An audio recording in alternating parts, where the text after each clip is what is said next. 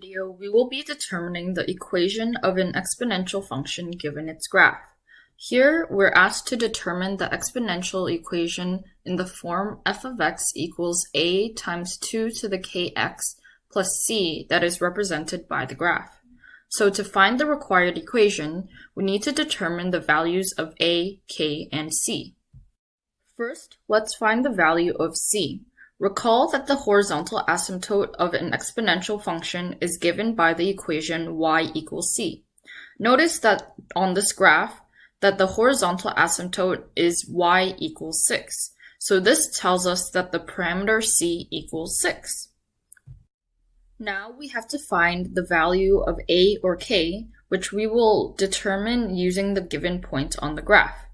Notice that substituting in the point 0, 3 into the equation we have so far gives us 3 equals a times 2 to the k times 0 plus 6, which allows us to eliminate the k parameter in the step so that we're only solving for one variable, a. So expanding and rearranging the equation gives us 3 equals a times 2 to the 0 plus 6, which equals a times 1 plus 6, which equals a plus 6. So solving for a gives us a equals 3 minus 6, which equals negative 3. Finally, we find the value of k using the other point on the graph, 0.25 and 0.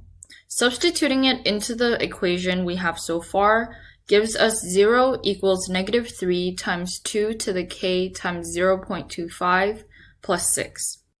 And bringing 6 to the other side gives us negative 6 equals negative 3 times 2 to the k times 0.25. Dividing both sides by negative 3 gives us 2 equals 2 to the k times 0.25.